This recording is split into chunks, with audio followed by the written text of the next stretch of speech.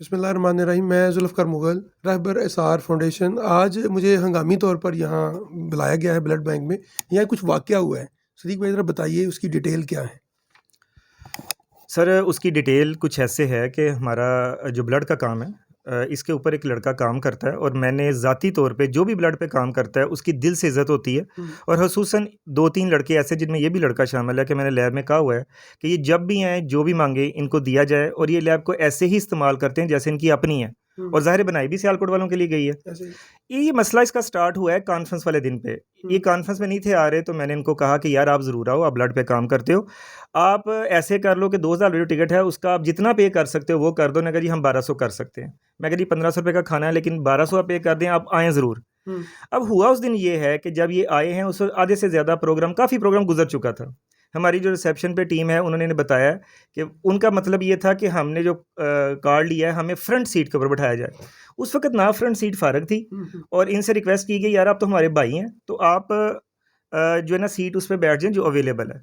लेकिन हुआ ये है कि उन्होंने इस चीज़ को बना लिया है और वहाँ खड़े होके इन्होंने वीडियोज़ भी सर किए हैं अपलोड। और एस्सार अगर इनको सीट नहीं मिली या किसी बच्चे के साथ इनकी कोई बात हुई है तो उसका मतलब ये तो नहीं कि आप एस्सार को बदनाम शुरू कर दें।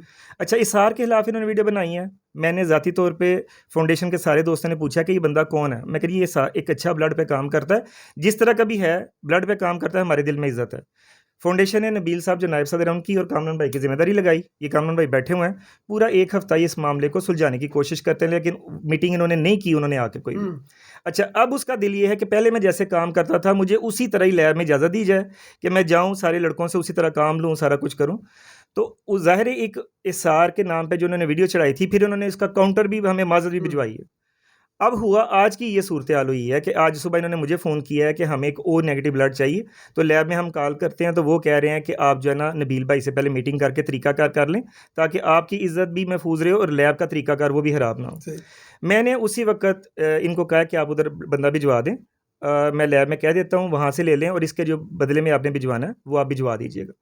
अच्छा, मैंने इनको कहा कि इन्होंने कहा ठीक है मैं बंदा भिजवा रहा हूँ। जब मैंने लैब में कॉल की है तो जो रिसेप्शन के ऊपर बच्ची बैठी है वो एक हिसाब से रोना शुरू हो गई है कि मुझे मलक चांद ने फ़ोन करके इंतहाई मेरे साथ बदतमीज़ी की है कि आप मुझे ब्लड नहीं देते, आप मुझे ये नहीं करते, मैं यहाँ तमाशा लगाऊंगा, मैं तोड़-फोड़, ये जो भी उन्होंने बातें कर सकती थी।